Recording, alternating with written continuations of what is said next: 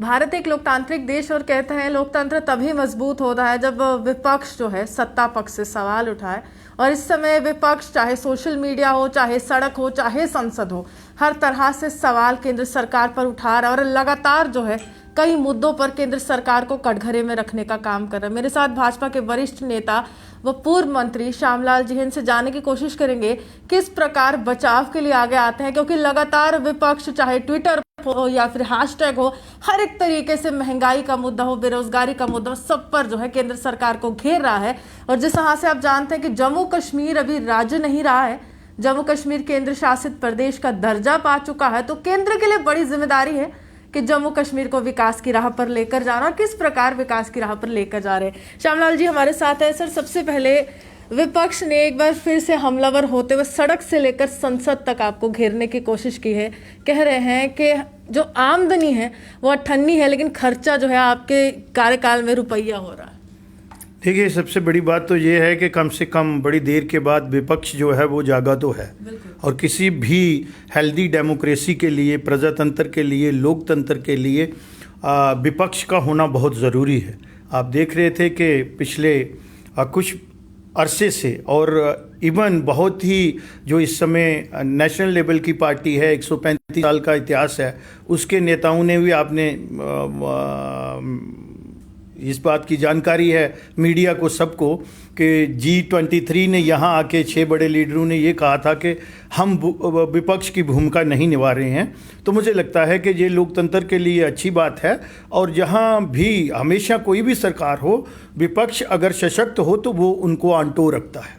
लेकिन सवाल ये भी है, चलिए आपने खुद ही जिक्र कर दिया, आज़ाद साहब को बंगाल चुनाव के प्रचार के लिए स्टार प्रचारक नहीं मान रहे हैं, आज़ाद साहब को उस तरह दर्जा नहीं दिया जा रहा है। हालांकि कपिल सिब्बल जब जम्मू आए थे, हम भी वहां पर मौजूद थे, उन्होंने कहा कि अनुभव से कुछ सीखा नहीं है गुलाम नबी आज़ाद साहब के। तो लगता है कि आज़ाद साहब के अनुभव से कांग्रेस कुछ सीख नहीं पाई है, बल्कि अपनी ही राह चल रही है।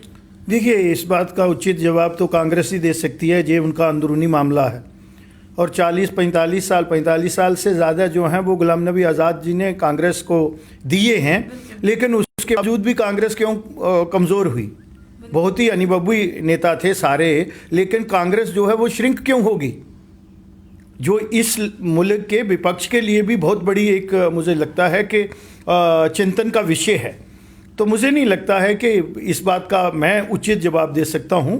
इस बात का जवाब, ये सवाल मैं आपसे इसलिए पूछ रही हूं क्योंकि एक नेता का कार्यकाल हो, राजनीतिक जीवन हो, आपने बहुत समय कांग्रेस को दिया है। उस समय का अनुभव और इस समय की कांग्रेस में कितना फर्क देख रहे हैं? देखिए, तभी तो जो लोग थे, जो कर्मठ लोग थे, जहाँ लोगों के साथ जुड़े हुए नेता थे, उन्होंने टाइम टू टाइम, इवर अगर आप देखेंगे तो A.K. एंटनी की जब पहली बार 2014 में कांग्रेस हारी थी तो वहाँ एक वर्किंग ग्रुप बना था, तो उसमें उनकी रिकमेंडेशन आई थी कि आप सूडो सेकुलरिज्म पे चल रहे हैं। लेकिन उस समय यही नेता थे जो आज थोड़े तिलमिला रहे हैं। इन्हीं लोगों ने कांग्रेस को हाशिए पे पहुंचाया है। तो मुझे लगता है इस बात का, आपके सवाल का उचित जवाब यही नेता और कांग्रेस पार्टी दे सकती है। लेकिन आज जिस तरह से ट्विटर हो या फिर सोशल मीडिया के माध्यम से हर जगह यही कहा जा रहा है कि जॉब दो मोदी सरकार, पेट्रोल व डीजल के ऊपर कोई जवाब नहीं आ रहा। आपको लगता है कि जिस तरह से भाजपा ने 2014 से लेकर 2019 में भी चुनाव हुआ तो कहा था अच्छे दिन आएंगे,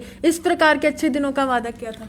देखिए, एक बात तो मैं कहूँगा, पहले आपका सवाल को 2 हिस्सों में मैं बांटूंगा। जो आपने कहा है कि अच्छे दिन आने की बात कही है, और दूसरा आपने महंगाई की तरफ जो इशारा किया है। और इस समय महंगाई जो है वो बिल्कुल आप देखेंगे, खुदरा दर भी जो है वो महंगाई जो है वो बड़ी है, ये बिल्कुल मानना जो है हमें एडमिट करना चाहिए। लेकिन जो परिस्थितियाँ हैं उनका भी आंकलन हमें करना चाहिए कि ऐसी महामारी से पिछले 1 साल से हम कोविड से गुजर रहे हैं, उसके लिए जितना भी इंफ्रास्ट्रक्चर है, जहाँ 80 लाख करोड़ लोगों को मुफ्त राशन देना, जब बाकी हेल्थ इंफ्रास्ट्रक्चर को जो है उसको बढ़ाना, जब बाकी चीज़ें हैं, अल्टीमेटली तो जो रिसोर्स हैं वो तो सरकार के लिमिटेड ही होते हैं। उसके साथ साथ अगर आप देखेंगे कि रेवेन्यू रिसीट भी उस तरीके से देखेंगे जो हमें आते थे उसमें कमी हुई होगी, लेकिन इतने बड़े मुल्क को चलाना, हर तरीके से जो है आत्मनिर्भर भारत की तरफ भी लेके चलना, लोकल जो उसको भी प्रमोट करना, यहाँ की हेल्थ फैसिलिटी को अपग्रेड करना। उस समय 2 यहाँ हमारी इन्वेस्टिगेशन लैब थी कोविड के लिए, आज 2,500 से ऊपर है।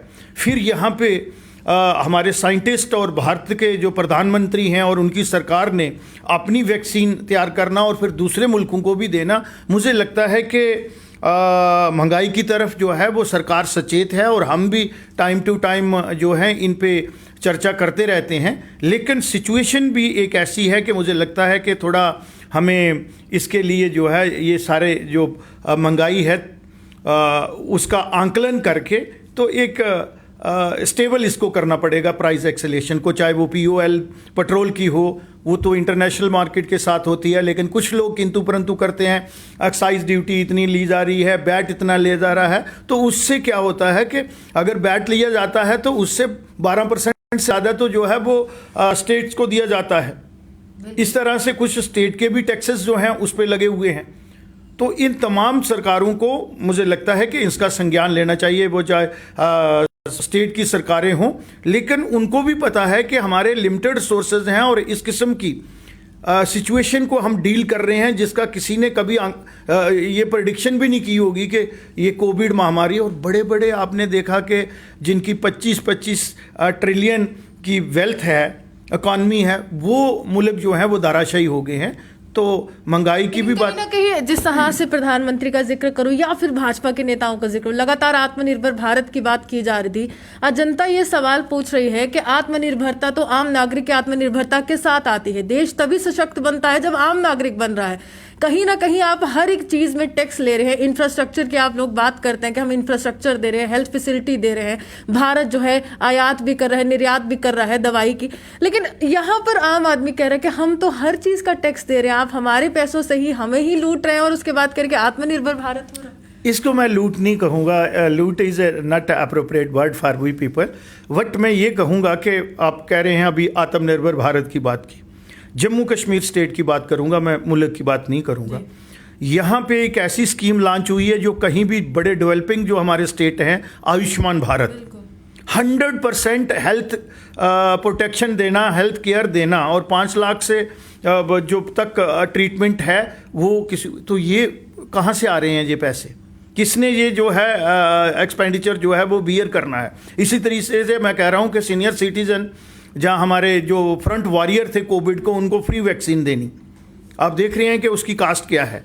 तो ये सारी चीज़ों को मीट आउट करना, आप इस चीज़ में कभी ये इतराफ़ करेंगे इस चीज़ का कि आप देखेंगे हेल्थ इंफ्रास्ट्रक्चर जो है वो इम्प्रूव हुआ है, चाहे वो डोंट गेट इनटू नंबर्स में मत जाइए, आप यही कह रहे हैं।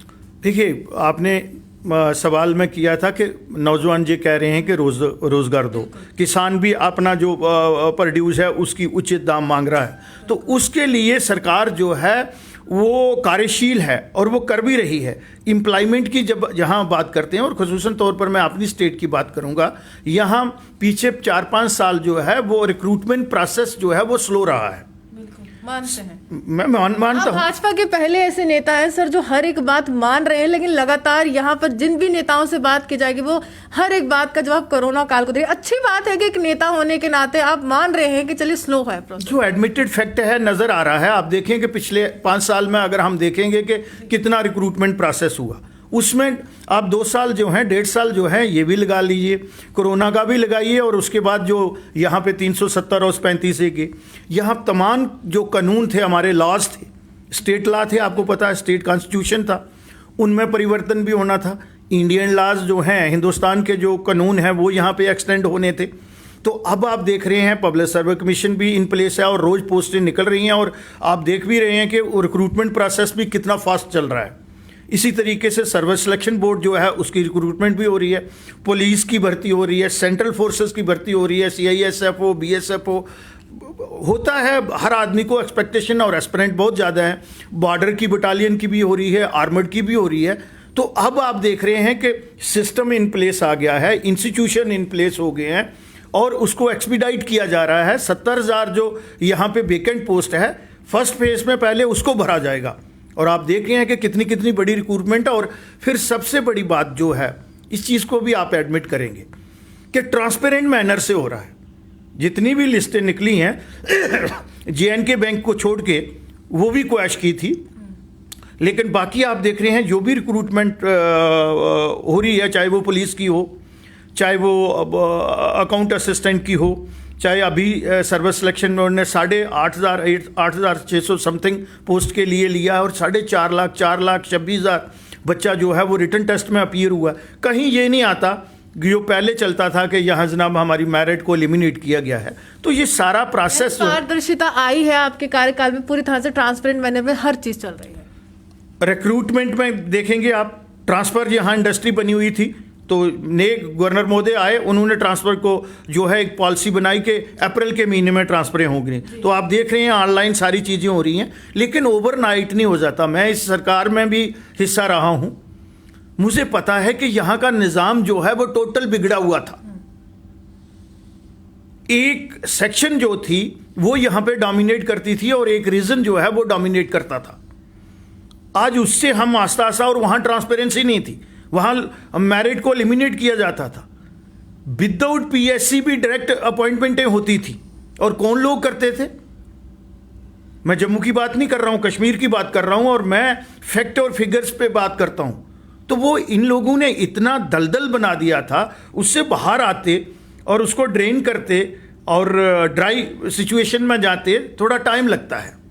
लेकिन एक सवाल ये भी है, चलिए आपने कर्मवीरों की बात की, तो जो लोग आज भी संघर्ष कर रहे हैं, आपका एक बहुत बड़ा चुनाव DDC चुनाव, जो आपने कहा कि सदन में गुलाम नबी आज़ाद साहब ने उसकी चर्चा की, प्रधानमंत्री का शुक्रिया तक किया कि सफलतापूर्ण हो, सबने देखा अच्छी बात है, लोकतंत्र मजबूत हो रहा है, लेकिन उन कर्मवीरों का क्या जो आज तक संघर्ष कर रहे हैं? आपके मैनिफेस्टो में था डेली वेजेस को परमानेंट करना, लेकिन आपने अभी तक उनको संघर्ष की उस राह पर छोड़ा, वो अभी तक रेगुलाइज नहीं किया गया। ऊपर से आप विभागों को म्यूनसिपैलिटी के अधीन कर रहे हैं, वो भी एक अहम सवाल है। वो कह प्रमोशंस रुक जाएंगे, हमें नहीं पता हम किसके अधीन जा रहे हैं। तो ये बहुत सी ऐसी बातें हैं जो कहीं ना कहीं आपको एक गुस्से का शिकार होना पड़ रहा है। हर व्यक्ति जो डेली वेजर है वो लगातार ये सवाल पूछ रहे, परिवार कैसे चलाएंगे? यही तो अद्भुत और खूबसूरती है डेमोक्रेसी की।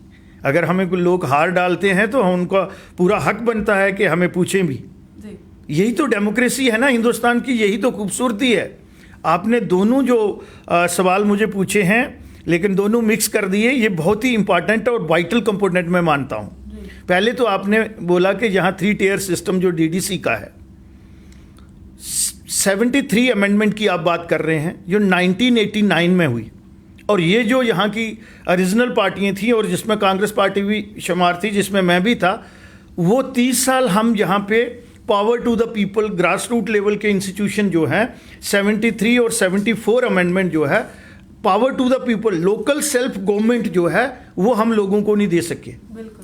और जो जिसका हिस्सा हक बनता था उसमें वुमेन के लिए रिजर्वेशन थी 33%, वो नहीं दे सके। फिर जो हमारे डिप्राइव्ड लोग थे, SC थे, ST कम्युनिटी जो है वो तो मुस्लिम कम्युनिटी से ही बिलोंग करते हैं, उनके साथ भी इंसाफ नहीं हुआ।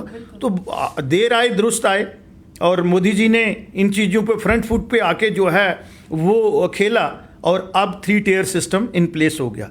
लेकिन कहीं ना कहीं ये एक सिस्टम रहा है, इसीलिए जब हमारा संविधान बना था और बिजनेस कंडक्ट रूल बने थे कि किस किस का क्या काम है, जुडिशरी क्या करेगी, एग्जीक्यूटिव क्या करेगी, ब्यूरोक्रेसी जो टेक्नोक्रेट क्या करेंगे, और उनके ऊपर अपेक्स रखा था जो पॉलिटिकल लोग चुने हुए थे, चाहे वो मिनिस्टर हो, चाहे वो MLA हो, वही उसी पे हिंदुस्तान चलता है। लेकिन यहाँ आप देख रहे हैं कि बहुत बार, कम से कम 6 या 7 बार जहाँ गवर्नर रूल हुआ है, और यहाँ प्रॉक्सी वार भी रही है, मिलिटेंसी रही है। तो वो ब्यूरोक्रेट और जो टेक्नोक्रेट हैं, अब वो अपनी अथॉरिटी किसी के साथ शेयर नहीं करना चाहते हैं। माननीय लेफ्टिनेंट गवर्नर साहब इन तमाम चीज़ों को देख नहीं सकते हैं। तो मुझे लगता है कहीं ना कहीं वो उन्होंने पूरा स्टडी नहीं किया रेस्ट ऑफ द कंट्री में किस किस स्टेट में ये 3 टियर सिस्टम जो है और अफेक्टिव कहाँ कहाँ है, और वो प्रोटोकॉल और उनको अथॉरिटी। देखिए ये आज से नहीं है, कोई भी आदमी अपनी अथॉरिटी रिस्पॉन्सिबिलिटी आप पे ट्रांसफ़र कर देता हूँ, अथॉरिटी शेयर नहीं करना चाहता हूँ। जब तक आप अथॉरिटी शेयर नहीं करेंगे तो आपकी रिस्पॉन्सिबिलिटी कैसे होगी? तो मैं अकेला एमएलए रहा हूं जो इस 73 अमेंडमेंट में, मुझे पता है, चाहे वो कांग्रेस के हों, चाहे पैंथर पार्टी के हों, चाहे पीडीपी के हों, चाहे नेशनल कॉन्फ्रेंस के हों, चाहे हमारे लोग भी हों, ये कोई भी एमएलए ये नहीं चाहता था कि यहाँ 73 अमेंडमेंट जो है वो लागू हो। और जहाँ पंचायती राज जो है, मैं कागज़ पे बोलूँगा, लिख के दिया हुआ है पैंथर पार्टी और दूसरे लोग, हमारे भी जो कांग्रेस में हमारे साथ थे, नेशनल कॉन्फ्रेंस में हमारे साथ थे, पीडीपी में हमारे साथ थे, उन्होंने मिनिस्ट्रियों ने, कैबिनेट के ने लिख के दिया था कि ये नहीं होना चाहिए, ये सारी अथॉरिटी एमएलए के पास रहनी चाहिए। तो वो एक माइंडसेट है। उस समय एमएलए थे, आज ब्यूरोक्रेट है। यानी power matters, people doesn't matter, ये सोच है ना हमारी। कहने को तो हम कहते हैं कि आज़ाद हिंद के हम हैं तो, और हम लोगों के साथ इंसाफ करना चाहते हैं, लेकिन अथॉरिटी शेयर नहीं करना चाहते। तो वो कहीं ना कहीं मुझे लगता है कि मिस्टेक है on the part of administration, और उसको मुझे लगता है कल गवर्नर साहब ने कहा है कि रेक्टिफाई करते हैं, रिविजिट करते हैं, और करना भी चाहिए, और सो दैट के लोगों की बहुत प्रॉब्लम है। लोकल सेल्फ गवर्नमेंट 1948 में महात्मा गांधी जी से एक पत्रकार, भारता में एक पत्रकार ने सवाल किया था कि बापू आपका देश अब आज़ाद हो गया, व्हाट इज़ नेक्स्ट? तो उन्होंने कहा था कि मैं अभी आंशिक तौर पर जो है पार्शली हिंदुस्तान को अभी आज़ाद मानता हूँ, स्वराज चाहिए मुझे स्वराज चाहिए जब तक मेरी ग्राम सभा एम्पावर नहीं होगी। तो वो माइंडसेट जो है ब्यूरोक्रेटों को भी रहना होगा और पॉलिटिकल लोगों को भी उसको उस पर कारबंद रहना होगा। दूसरी बात आपने कही है मुझे डेली वेजर की, ये भी एक बहुत ही क्रॉनिक इशू है, लॉन्ग पेंडिंग डिमांड है, और उसको भी मुझे लगता है कि सरकार कोशिश कर रही है एड्रेस करने की। सर, आप पिछली सरकार में भी बहुत बार मंत्री रहे, लेकिन आज अगर भाजपा के नेताओं से सवाल किया जाता है, वो कहते हैं कि पिछली सरकारों का गुनाह और हमें भुगतना पड़ रहा है। क्या ये सत्य है? क्या ये सही बात है कि यहाँ पर लगातार एक व्यक्ति दूसरे पर आरोप लगाता है, दूसरा तीसरे पर लगाता है, लेकिन उनके भविष्य के लिए कोई नहीं सोचता? ये बहुत आसान बात है, मैं एक पर एलिगेशन लगाऊं, दूसरा दूसरे पे। पहले हमें उसको अंडरस्टैंड करना पड़ेगा था कि ये डेली वेजर बने कैसे। बिल्कुल, बात ये थी, किसी ने स्टडी नहीं किया, और मेरे से पहले, मैं ज़्यादा देर नहीं रहा, मैं एक टर्म भी मिनिस्टर रहा हूँ और पीएचई इरिगेशन का भी रहा हूँ। 1976 में स्वच्छ जल देने की स्कीम जो है वो गवर्नमेंट ऑफ इंडिया ने बनाई। उसी में उन्होंने कहा कि इरिगेशन पर्पस को भी हम सपोर्ट करें। इसी तरीके आपने देखा कि 1980 के बाद ही रूरल इंफ्रास्ट्रक्चर जो है वो एक्सपेंड हुआ है। डेवलपमेंट के लिए पैसा यूनिट के लिए कौन देता था? Government of India. Man power क्या होता है? ये स्टेट सब्जेक्ट होता है।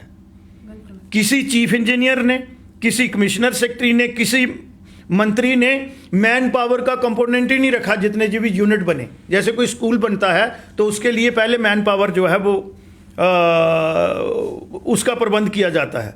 कोई हॉस्पिटल बनता है, मैन पावर जो है, कितने डॉक्टर चाहिए, कितना पैरामेडिक चाहिए, ड्राइवर कितने चाहिए, सैनिटेशन के लोग कितने होंगे। वो 96 से लेके 2013 तक किसी ने वो एरिया टच ही नहीं किया और उस तरफ गए नहीं। पैसे गवर्नमेंट ऑफ इंडिया से लाते रहे। स्कीमें इस समय पीएचई की 7000 से ज़्यादा स्कीम है, लेकिन मैन पावर का कंपोनेंट नहीं। अगर कोई थोड़ा बहुत रखा भी तो वो कश्मीर ले गया सबसे ज़्यादा हिस्सा। और इसी तरीके से लिफ्ट इरिगेशन हो, बिजली हो, ये अड़ाक अप्रोच से चलते रहे। मैं इसको नहीं ये कहता है कि कोई किसी का उन्होंने किस कंटेक्स्ट में किया, उनको भी इन चीज़ों का संज्ञान लेके, स्टडी लेके, मुझे लगता है कि सब लोगों को हमें रिस्पॉन्सिबिलिटी समझनी चाहिए। हम लोगों के रिप्रेजेंटेड भी हैं और उनके हक जो हैं उनके कस्टोडियन भी हैं। आज के समय में श्यामलाल जी, आपको क्या लगता है कि कितना पैसा हो एक व्यक्ति की जेब में, या सैलरी कितनी हो कि उसका घर चल जाएगा? क्योंकि अहम सवाल करने वाली हूँ। कंटिजेंट पेड वर्कर्स हैं सर, ये रूरल एरियाज में काम करते हैं, ये पानी पिलाने का काम करते हैं, मिड डे मील में महिलाएं काम करती हैं, लेकिन आप सुनकर हैरान हो जाएंगे, मात्र 18 रुपये प्रति माह मिलता है। पर मंथ उनको 18 रुपीज़ मिलता है। और अगर कश्मीर की बात, आप लगातार जिक्र कर रहे हैं कि भेदभाव का शिकार हुआ है, तो कश्मीर में उनको 500 से 1000 रुपये मिलता है, जो इसी पॉलिसी के तहत रिक्रूट हुए। लेकिन जम्मू में 18 रुपये। लगता है पॉसिबल है कि 18 रुपये में घर चल पाएगा? वो कम्युनिटी पार्टिसिपेशन की आप बात कर रहे हैं। एक अर्ली 90 में, अर्ली 2000 में जब गवर्नर रूल हुआ था तो उसमें नहीं, ज़मीन वालों का मैंने ऑर्डर किया था, लेकिन मेरे से बाद में जो आए उन्होंने उस ऑर्डर को, मैंने, मुझे याद है 13 अप्रैल 2013 को बैसाखी में गिफ्ट दिया था लोगों को कि जो भी ज़मीन देगा पहले 4 कनाल होती थी, मैंने उसको 1.5 कनाल किया था, 1 कनाल किया था, और मैं 2200 लोगों को उसमें अपॉइंटमेंट ऑर्डर दे के भी गया था। लेकिन मेरे बाहर जो मंत्री जी आए, उन्होंने उसको रिविजिट किया। सरकार की डेफिनेशन होती है सहायता, लोगों का सहयोग करना। अब 500-200 रुपया मिलता, मैं अपने टाइम में इन लोगों को मिनिमम बेस जो है 4500 रुपये ही और बैंक में करवा के गया हूँ। उन लोगों से भी पूछ लेना कि जब श्यामलाल जी मंत्री बने थे तो आप तमाम लोगों को बैंक में अकाउंट खोल के पैसे आए थे या नहीं आए थे, और 4500 आया था या नहीं आया था, और उनके लिए मैंने डॉक्यूमेंट भी बनाए, क्योंकि अपॉइंटिंग अथॉरिटी ना मंत्री होता है ना एमएलए होता है। लगाए तो ऐसे ही थे लोगों ने, किसी की भी सरकार हो, कुछ अफसर लगा गए, कुछ पॉलिटिकल लोग लगा गए, कुछ पैसे लग गए। तो वो मैंने डॉक्यूमेंट तैयार करे, क्योंकि अपॉइंटिंग अथॉरिटी जो थे वो head of the department, chief engineer ने लिख के दिया था कि ये उस समय 6000 स्कीम थी, हमें 62,000 लोग चाहिए थे, 23,000 हमारे पास जो था वो परमानेंट था। तो 39,000 जो था वो वेकेंट पोस्ट थी, और मैं उनको बिल्कुल तरीके से रैशनलाइज करके गया था। लेकिन बाद में आके वो जो है मिक्स कर दिया। ये बड़ा आसान है दूसरे पे, क्योंकि हम हेयर से पे बिलीव करते हैं, ऑल पॉलिटिकल पर्सन जो है। मैं तो यही कहूंगी कि आपको उन परिस्थितियों का अनुभव है, आपको एक्सपीरियंस है कि उस समय क्या हुआ था, तभी आप तर्कों के साथ, फैक्ट्स एंड फिगर के साथ बोल पा रहे हैं। आखिरी सवाल करूंगी, रेबरी खेल से जुड़े जो युवा हैं 3000 रुपये प्रति माह लेते हैं, आज जम्मू कश्मीर सबसे ऊपर जा रहा है खेलों के माध्यम से, लेकिन होम गार्ड्स भी इसी तरह से 2700 रुपये लेते हैं, 9 दिन की ड्यूटी करता है। उनके लिए क्या केंद्र सरकार कभी कुछ सोचेगी कि उनके परिवार का क्या होगा? देखिए, कुछ इश्यू ऐसे हैं जिनमें हमें भी बड़ा स्पष्ट होना चाहिए। जो होम गार्ड के आप बात करते हैं, कहीं ना कहीं हम वॉलंटियर आते हैं, ठीक है ना, वो भी बहुत देर से स्ट्रगल कर रहे हैं, लेकिन वहां लिखा हुआ है वॉलंटियर।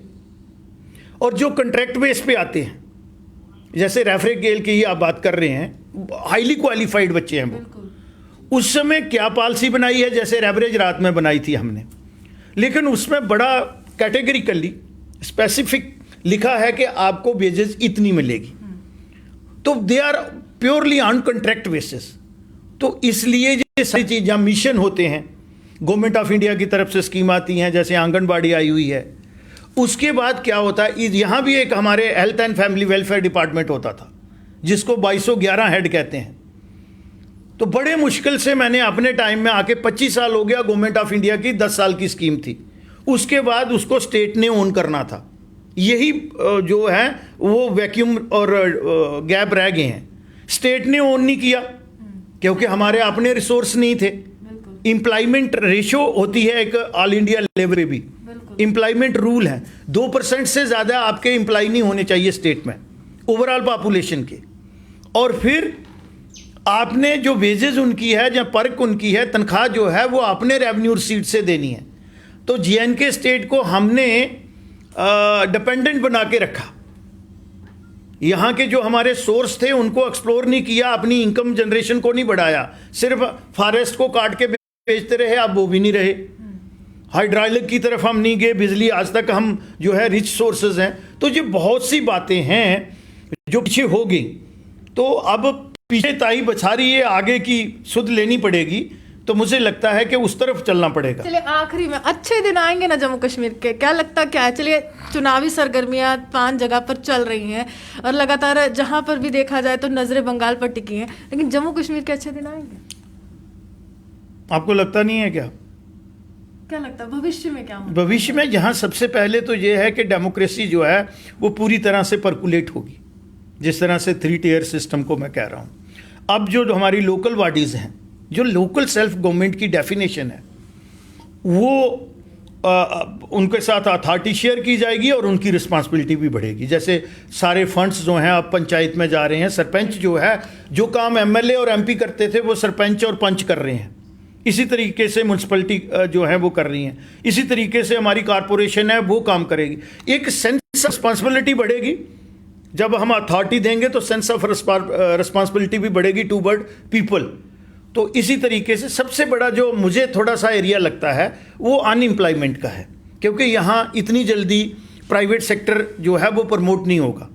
और यहाँ जो स्टेट के हमारे यूथ हैं और इस स्टेट की जो हालत है, अब तो यूटी है, मैं तो स्टेट ही कहता हूँ, तो उसकी जो हालत है, यहाँ हम पब्लिक सेक्टर जो है उस पर ही डिपेंड करते हैं। जितने हमारे यूथ जो हैं, चाहे बच्चियाँ हैं, जहाँ बच्चे हैं, लड़के हैं, लड़कियाँ जो पढ़ती हैं, उनकी एक ही ऑब्जेक्टिव होता है कि हमें सरकारी नौकरी मिलनी है, क्योंकि प्राइवेट का यहाँ अभी एवेन्यू नहीं है।